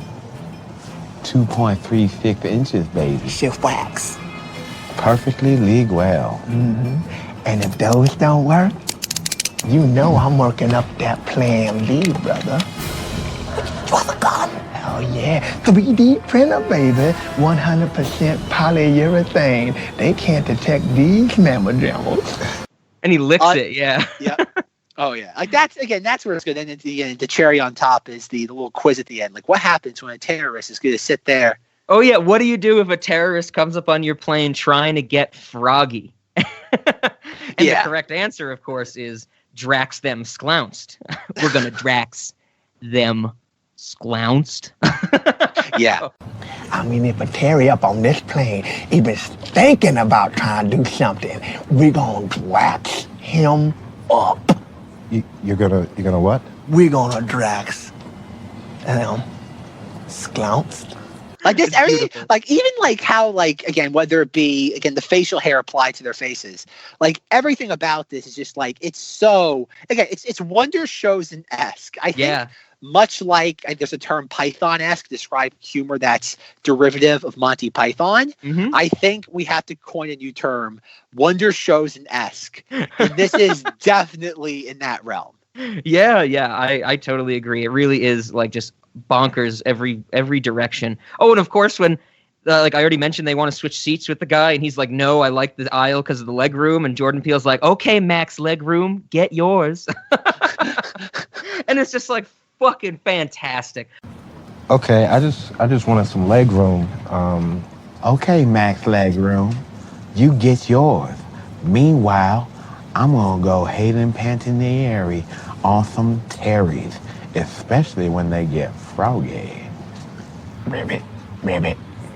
The whole thing, because they don't call them terrorists, they call them Terrys, these two characters. And the very beginning of the sketches, he's like, if these Terrys come up here today and try something like the boogie bounce, we're gonna bump. We got them covered. And he's like, "Do you mean terrorists?" And he's like, "I'm not talking about Terry Garr or no Terry Cloth." And it's like, what the hell is going on?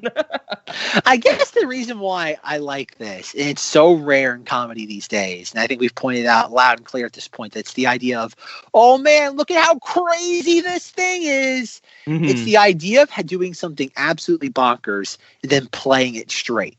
Yes, absolutely. But you can't go too far with it, because I think it's applicable for anything in life, but it's probably most noteworthy being on Cinemoddities. But this was a couple of days ago. My mother was talking to me, and she's like, I was watching this program on the channel, on the Swim channel, and I was absolutely like disgusted by it. And I'm like, what the hell is the Swim channel? And I'm like, what is she talking about? And I'm like, it's a show called like Your Face Goes to Hell. And I'm like, are you talking about Adult Swim and Your Pretty Face is Going to Hell? She goes, yeah. She goes, at this one point, something was happening where there's these fetuses and they had machine guns and they were shooting people like in the groin. And like when we coin something, it's Wonder Shows-esque. We're not just talking about like zany for the sake of being zany. Mm-hmm. It has to be something that's, I think we've also talked about when we coined the term like surrealism, where like it has to be grounded in some like relatable premise or situation. Whereas for Wonder Shows, it's in a Sesame Street parody. And in the case of Jordan Peele's terrorist sketch, it's the idea of just being on a plane with crazy people. Yes, yeah. I think not most people, but some people have had this circumstance where you're on a plane and you have somebody you don't know what to make of sitting next to you or near you. Yeah, And yeah, exactly. And that's the bedrock of this. You have crazy people sitting next to you, and they go completely off the deep end, but it's played 100% straight. Like that's the thing where I do enjoy this sketch, and I think this really is one of their more profound sketches. Whereas if this was any other sketch, it'd be like the end of the sketch wouldn't be all the other passengers like tackling them. Mm-hmm. It would have been it would have been like the entire plane turning around, being like, "Yo, man, if you're gonna be in the hot seat, you like that's what I was expecting." It's like, oh, it would end with everybody else is in on the joke. Oh, it's okay, perfect. yeah, you're right. And that's why this sketch is so perfect, because it is so unlike everything else they've done.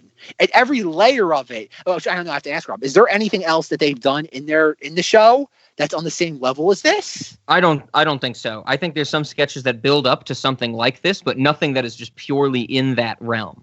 Okay. Which is, I think, why it stands out to me so much. Like I've loved this sketch, I think, ever since I saw it. And season 4 and 5, I definitely like took a break from this show, and I like waited like years to actually watch them. But when I got to this in season 5, it just stuck with me. And I think this was the first episode. Like when I was picking Key and Peele for us for this sketch comedy Fort month, I was like, this one definitely, if only for this terrorism sketch. Yeah, this is a gem of a sketch. It really is. Oh, and yeah. it even, like I said, I think it'd be fair to say this sketch even like transcends like the normal sketch comedy, because like even Chappelle didn't really ever do anything like this. Yeah, Where you get like Chappelle was always more or less grounded, except for like here and there he'd do weird things.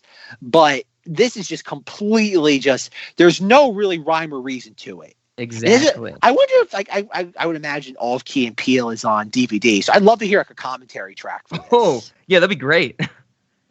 That's the combat seat, Jonathan Livingston Seagull. Yes, I would love to have commentary for this, because like I mentioned the Kurt Vonnegut story. He says, if any Terrys come up in here, we're going to get our Bergeron.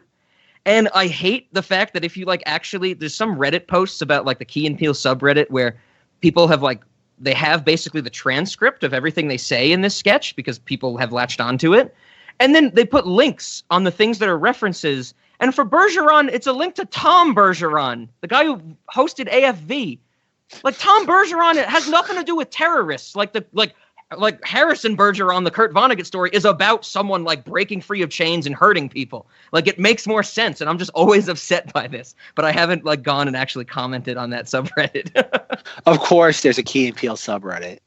Oh yeah, certainly. But yeah, Harrison Bergeron, Terry Garr, Jonathan Livingston. They're on a plane too, and they're talking about Jonathan Livingston Seagull, hypothetical in the clavicle. I really do like when they're talking, like the two dudes are Key and Peele are like talking to each other. They're having their meeting, but their faces are close together, and the other guy can still hear them. And at the end of their meeting, they go, "Okay, on 3, break 3," and then they go back to the conversation. I'm like, the timing is perfect. So yeah, it's just this checks all the boxes that I knew I needed to be checked, and then even more. It's great. On 3, break 3. Is there a reason like Jordan Peele? Is that supposed to be his hair, or does he have something he's trying to hide under that? Like it looks like his hair is helmet with hair. Yeah, I think his hair is just supposed to be designed like a baseball cap. Or styled as a baseball cap. That's how I've taken it. Like the facial hair in this alone is noteworthy. Oh, definitely. Yeah, there's a cut. There's a vertical cut in between both of his eyebrows. Like there's just a gap in his eyebrows. It's like he has 4 eyebrows. It really is. Is there any research on this? Is there any context behind like this sketch and like what they were trying to get at with it? I've never looked into it. I think that, with all the other neutrality I feel towards this show, I don't want it to be ruined. Okay. But I don't know. Bliss. I've never done the research, and anybody I've showed this to or talked about it with, I've never gotten thrown any, kind of errant ideas that they thought. So it seems to be original. Well, not that it's original, but like, is there any sort of interpretation to it? Like, is there any insights into what that I don't know either, and I also haven't heard anything about that. So maybe an update. Maybe now when I edit this, I'll have the motivation to do the research. Okay, one of those. Zach's giving me homework that I'm accepting. All right. Anything else? Anything else about this one? No, I think that's it. Do you trust me? No. Oh, I'll take that as a yes. Gun. They have a gun. They have a weapon. Oh, yes. We're going to dress them sclounced. All right. Well, I think honestly, like I said, I picked this episode to talk about this sketch. The other two we get are the band of pirates sing a song about being good to women. And I think the only thing I want to say about this song now is after our Star Wars statistics discussion, if you don't listen to Knights of Vader, check that out from however many months ago in our time loop over here. But this is definitely benevolent sexism. This is an example, I think, of them trying to not be sexist, but going so overboard that it is sexist. So that was fresh in my mind for this one. And like we mentioned earlier, Will Sasso shows up, and he's great. I think he's a great performer, so it's good to see him as well. And then I think the other sketch was a white police officer thinks anything black people are holding are guns, which is just like, low-hanging fruit. Yeah, it's like, didn't we do that in season 1, season 2? Oh, fuck it, do it again. Yeah, it's kind of surprising. You go from the highs of the plane sketch to that, and it's like, really? Yes. Did you have anything to say about the pirates or the police officers? A lot of production value in the pirate sketch. Gotta applaud them for that. Definitely. And the police sketch, it's like, come on. It's like you said, 2015. It's like, haven't we moved past the joke of like all white cops just go around shooting black people for no reason? Exactly. And they even do the thing where he sees a white dude with like a whole arsenal of guns on him, and he's like, "Move along, sir. It's not safe." But I'm glad. I actually wanted to work it this way.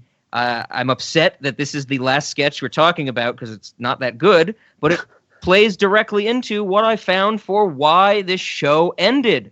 And I actually found some info from Keegan-Michael Key.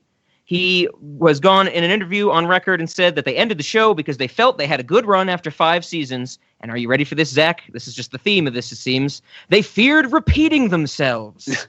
But here's the thing. That's what the Whitest Kids You Know said. They feared becoming derivative of themselves. And I think some other sketch comedies we've discussed said the same thing. They didn't want to repeat themselves. They felt they had a good run. But Keegan-Michael Key goes a little further than any of our other discussions here, and says they feared repeating themselves because it would 100% be noticed by their intelligent audience. And that's a quote.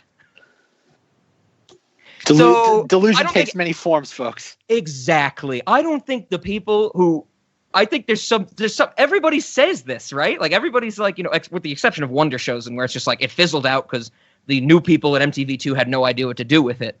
But everybody else, it seems like, oh yeah, we had a good run. We didn't want to repeat ourselves. We didn't want to be noticed by our smart viewers. And it's like, you're just saying things to like satiate people. I feel like there's a more of a story here that we're not hearing about sketch comedy. Like maybe there's like a big slash and burn of sketch comedy in the background, and they're all like, okay, 5 seasons, that's good enough.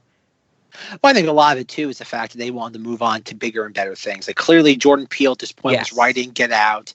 Keegan-Michael Key in 2015 was in like Tomorrowland. That's what I thought I was going to find more evidence of, and that's because that's how I've always thought about it. Because they left and they did other things. They didn't just fall off the face of the earth like The Whitest Kids You Know or things like that. They're still prevalent in the pop culture realm. So I thought I was going to see more of that, but apparently man, we're just too smart. We're going to notice when they repeat themselves, Zach, and they didn't, right? 5 seasons was perfect. No, not at all. I bet you anything there's going to be a reunion, and it's going to be about cops shooting black people. I bet you anything. Or some sort of racial stereotype involving African Americans. Exactly. Oh, no. Oh, my God, no. They would do like an anger translator, but like a reverse anger translator for Trump. Like they would absolutely like take their template and do a Trump related thing. Oh, it would be so bad. It would be so bad. Rob, don't give them ideas. Didn't like the Twilight Zone on CBS All Access, that didn't do too well, so Jordan Peele has to figure out what the hell he's going to do next now? Well, nobody knows. Like CBS All Access, nobody has any idea like what is par for that. Oh, okay. Like I know like that like the new Twilight Zone came out and like it was a thing. I know like 1 or 2 of the episodes got acclaim, but that was it was like it had like 5 seconds in the sun. And it was like, okay, next. Okay, Miley Cyrus is wearing a purple wig for Black Mirror. That's more important. Yeah, let's look at that for 6 hours till the next news breaks. Yeah, more or less. Yeah, Jordan Peele, because in Jordan Peele had Us that came out.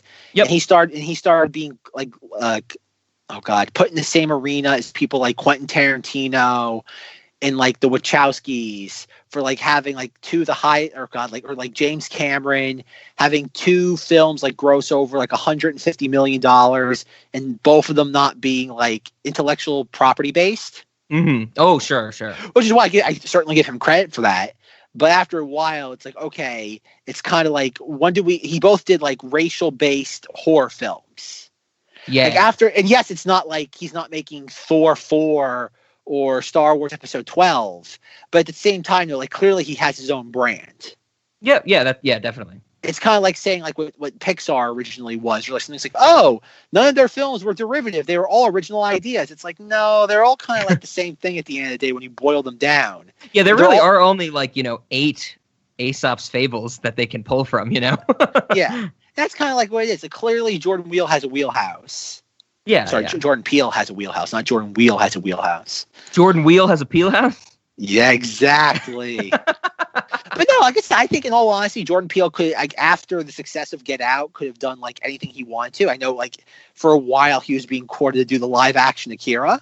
Yep, yeah, I remember hearing that. And he apparently does not want to do anything with a huge budget. He's like, give me $30 million and just let me do whatever I want. Mm-hmm. And I certainly respect that. Yeah, absolutely. And Keegan-Michael Key is selling reverse mortgages to people on the internet. And he will always be in The Predator. What's weird about his reverse, like now that you mention it, like his reverse like mortgage ads, is that like he'll do. Is that the one like, where he's like, a whole lot of people want to buy this house? Like that's the only thing he says. Okay, yeah. He's explaining like somebody will be doing something. He'll be like explaining it to them, which, like you said, it's kind of like a couple of these sketches where it's him. It's kind of like the angry Obama translator. He should do a reverse mortgage sketch where he's like in the character of the landlord. And it'll be like, ain't no thang. Do some of those lines. That'd be fun. That'll definitely get some like grandmas and grandpas to do some reverse mortgages. Yeah, absolutely. Dear Ralph. All right, Rob, are we moving on to our titular topics? I think so. The one other thing I wanted to mention, another one of the writers, of course, we have the upsetting news that Ian Roberts, one of our, zany comedy we don't care for too much, he was involved in this. But I also found in my research that Jay Martell was a writer for this, and he wrote for Kablam. He was one of the main writers for Kablam back in the day. Oh. And so some good, some bad. But yes, we can jump into it. Where would you like to start, Zach? Let's start off with some good old Cinemoddities nonsense. Okay. Well, I think this was not a difficult one for me. When I sat down to think about Cinemoddities, with everything we said, I think I'm going to go with a hard no. I do not think this is Cinemoddity. I think it was, like we said, trying to recapture the lightning in the bottle of Dave Chappelle and Chappelle's show, putting it on Comedy Central, having the political, the racial, all that stuff. And it was just a different show. It didn't capture the same light. You never can capture that same light, but they tried. So I think overall I'm going to say no for Cinemoddities. It is just another sketch comedy show that I'll have in my arsenal forever. And that's it. We got a great sketch from it, but nothing really more. Exactly. I'm going to mirror that sentiment. I'm going to say no to Cinemoddity with the exception of the plane sketch, because that truly is a Cinemoddity, and a blanket no to late night movie. Okay. Yeah, I was kind of on the fence with late night because this was something that I definitely know people will watch. Like, people will hear the name Key and Peele and they'll just jump on board with it. And I was trying to think to myself if I would be interested in kind of showing this to some, the same thing I did with Whitest Kids You Know. Like, my whole idea of the late night movie was yes, I want to show that to somebody. And when they say it's stupid, I want to dive into that and be like, well, why? Why do you think this is terrible when I think it's good? I think it could be the same thing for Key and Peele, just reversed. Like, I would imagine I would show this, play late at night for someone who's like, I love Key and Peele, and then just be me like, what is the point of this type of thing? But there's better things I think I can have those type of discussions with, so I don't have to sit through Key and Peele. And honestly, those types of discussions, like any debate where like one person's up, one person's down, or one has a positive, one has a negative, any type of debate, I don't want to throw in racial or political aspects to that in late night movies. Like, late night movies, I don't want to sit here at like midnight, drunk and high, arguing about the politics from 2012 with somebody. Like, that's not what this is about. So I think I'm with you, Zach. I'm going to firmly say no as well. All right. Snacks. Okay, so like I said, we're gonna have to talk about that soul food. But some of the other things I was interested in was you're gonna love this, Zach. I know you're gonna love this. So bar peanuts. You know, you're familiar with bar peanuts. Like you just get some nuts or something on the counter of a bar. So while you're sitting there drinking, you can just grab a few, eat them. Based off of the Forrest Whitaker infant sketch or baby sketch, who, since he wants to put a very small Lego in his mouth, we would have just bowls of little, like, small Lego pieces. But here's the kicker, Zach. This is why you're going to love it. In the Cinemoddities portion of the restaurant. So the little kids, when they want to, when their parents are off doing whatever in the Vox Lux animatronics section, they can put this very small Legos in their mouth when they want to. What do you think? I like it. I dig Perfect. it. And this goes, I think, hand in hand with what we just discussed on this episode. No liability. Bingo. Right on. Okay, so in terms of the soul food, I just wanted to mention some of the things they order that really stood out to me that I think we could adapt into our restaurant. Of course, I already mentioned stork ankles. I don't know if you can eat stork ankles. I've never looked into that, but you can't eat a lot of the stuff on the Cinemoddities restaurant menu, so go for it. Why are we stopping there? Exactly. I love the fact that one of them orders pig feet with 4 pounds of grits. That's a lot of grits. Like, grits are not dense. Like, 4 pounds has to be like a bucket full of grits. That's a lot of grits, Zach. Do you like grits?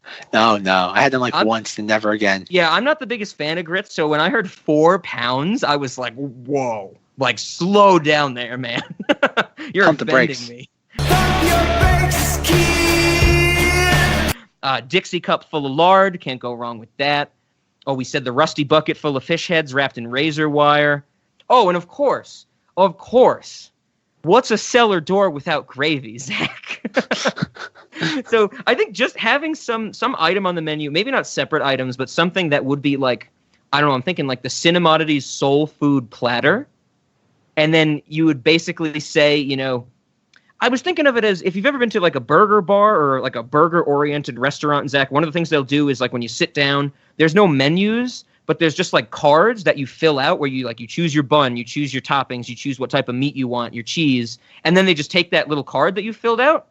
And I was thinking something like that. Like at every table at the restaurant, we would have a little card and it would be like, oh, if you want the soul food platter, check off what you do or don't want. But they're all like the crazy nonsense things that they talk about in this sketch.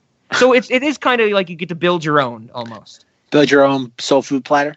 Yeah. And then, of course, we will make fun of customers when they order a cellar door without gravy. Maybe we'll get those kids who are calling everybody to call this dude a because they don't have gravy on his cellar door. Good. And I think the last one that I had, you might be in agreement with me, Zach. I was definitely toying around with the idea of our 2 characters from the terrorism sketch being walk-around characters in the restaurant. Oh, good. So I think, you know, we could just have them say some nonsense and be like, talk about hypothetical people in the clavicle and stuff like that, and Terry Cloth, Terry Gar, Drax them sclounced. So I think that could be fun. I think there might need to be a test run. We need some more experience with them. They might like legitimately be bad for us. We need to see how it's going to work out. Gotcha. All right. First, for the Cinemoddities restaurant, you know, like when you go to a restaurant, you tell like the waiter and like it's somebody in your party's birthday, and it makes everybody feel uncomfortable. The person whose birthday it is, the wait staff are having to sing happy birthday. So I figure what we're going to do to make it even more awkward, we're going to get baby Forrest Whitaker to sing the person happy birthday when it's their birthday at the Cinemoddities restaurant. Oh, so is this in conjunction with the phosphorus grenade from Annihilation? Well, maybe it's 2 different. You have 2 different packages. You can choose. Okay, what if when we put the person in the corner, like before they like start, or I guess, you know, ignite the phosphorus grenade, like the last thing they see is baby Forrest Whitaker right in front of them. Well, I like to believe that like when it's your birthday, like you call the waiter over, the Zack waiter, the Nelson De La Rosa waiter, and you say like, oh, it's my birthday, and we send baby Forrest Whitaker out, and he sits on your lap. He goes, happy birthday to you. Ooh, gaga. Yeah. That's what so he makes it even more awkward. Okay, you sold me on the fact that these should be 2 separate like packages. And I'm loving the fact that you like a family comes in, the waiter comes up, it's like, hey, it's my kid's birthday. Can we do something for him? That type of thing or whatever. Or, they find out it's his birthday one way or the other. And the waiter says to the table, do you want Forrest Whitaker or Phosphorus Grenade birthday? And they have to choose Forrest Whitaker or Phosphorus Grenade. That's like going to be a card game. But the Phosphorus Grenade is a lot less awkward and uncomfortable. Oh, definitely. That's just like damaging. Like painful. Yes. And oddly enough, more people choose the Phosphorus Grenade. Yeah, isn't it gonna didn't we say it's gonna leave glitter in your body for like years or something? Well, I think you die. It's your last birthday ever. And then you're not gonna be able to have an open casket because there's gonna be glitter all over your face. Exactly. Oh, that's but no, I'm into that. I'm into that. You're into that? Yeah, that's good. great. Good. All right, and for Cinemoddities, I think we should have like the equivalent of like a Happy Meal toy. What we do is we have a 3D printer on the premises that makes you the polyurethane gun. And the kids get that. The adults get a bump of Coke. The kids get the polyurethane gun. Isn't this what they do in like the X-Men: The Last Stand? Don't all the like to fight Magneto? Everybody has like plastic guns that they 3D printed. Isn't that where that's from? That was before Something 3D printing was in vogue, but. Oh, okay. Oh, yeah. Okay, that's what I don't know why I just thought of that, but okay. So are we giving away just the 3D printed guns, and then we're like upselling them on the bullets, or does it come with bullets? We haven't thought about that far yet. Okay, I'm always a fan of the upsell. Like here's upsell. Here's like you sell somebody the video game console but no games, so they have to pay the extra money. It's like you give somebody the gun but not the bullets. Get the upsell. Yeah. It's kind of like late stage capitalism. We're giving like children guns. It's like tokens at Chuck E. Cheese. There you go. Even though it's not applicable for this discussion, I do think we should introduce the idea of Cinemoddities dollars. Like you have to go there, you buy Cinemoddities currency. It's kind of like Disney dollars. It's only good at Cinemoddities and Cinemoddities. Well, so we want to like have our own little like economy, like a sub economy. I wasn't going to go that far, but yes. Well, with how big the restaurant is, we already have like our own sub ecosystem, right? I like to believe the Cinemoddities restaurant is so big. It's kind of like the Rainforest Cafe. People hear like thunder and like it'll start raining. Like, wow, it's so realistic. We're like, no, it's kind of like the space shuttle hangars. We're like, oh, it's so tall up and there's different like atmospheres in the building. Yeah. Okay. We have a Doppler radar that measures the weather. It's like, oh, we have a rainstorm heading from the southwest. Species that were previously thought to be extinct are being found deep in the Cinemoddities restaurant. More or less. There's parts of the restaurant that are completely uncharted. Even the Nelson De La Rosa waiter won't wade into those areas. I love it. This is just we have uncharted space in the Cinemoddities restaurant. This has become the house from House of Leaves. It just evolves as we need it to. We have the shimmer. The shimmer's in there somewhere. Yeah. This is big enough to contain the shimmer. There's a lighthouse somewhere in the Cinemoddities restaurant. Oh, now talking. I don't think Zack has read the book House of Leaves, but I think I just described it. All you need to know is that there's this house and there's this door in this house, and they go into it, and it's a space that is like infinitely huge, and it's way bigger than the house, and it makes no physical sense. Like, I think that house is contained in the Cinemoddities restaurant. Oh my god! Like there is an infinite void in an infinite void. We're kind of like the Hermione's purse of restaurants. Oh, yep. And with no liability, yeah. No liability. I love it. I think we were talking about a little while ago. Remember the waveform tattoos? Like, what do we want somebody to scan on our bodies to get the pitch of Cinemoddities? And just be like, no liability. That's what it is. Okay. Yeah. Listen to our podcast, no liability. That's good. All right, Rob, so how are we going to end this episode? Well, I think we have Key and Peele. We have their intro music, so we should play that in reverse. But the question is, Zack, do we use the original intro music or the True Detective-themed intro music? Do you have an opinion? I think we should do the original. Good. I'm with you. Absolutely. So we're going to throw that in reverse. And then I know Zack's excited. I'm excited, not for the same reason that Zack is. I'm excited because of what we're going to discuss next week. Zack's excited because it's the last episode in our Fort month of sketch comedy. So Zack is just pumped up. Folks, and we have to suffer through like maybe like a 2 to 2.5 hour recording, and I'm finally done with this. Yes. And so I did want to mention that we are breaking form next week. We are not going in chronological order anymore. We are also not talking about a sketch comedy show. So everybody buckle up. We're talking about one of the sketch comedy movies. And thankfully, it is not movie 43. It's a much better one. So all on board, right? We're going to get some Joe Dante back. Joe Dante directed part of this. We're going to get Joe Dante back, Zach. Be excited. Joe Dante. Joe Dante? Yeah. I mean, there's no Gremlins, but Joe Dante. Oh, jeez. All right. Well, until then, listen to all our other sketch comedy because it's going away soon. Yes. After the 4th month is over, I'm deleting the entire series. So I hope you enjoy it. So you can only listen to it during these 2 months.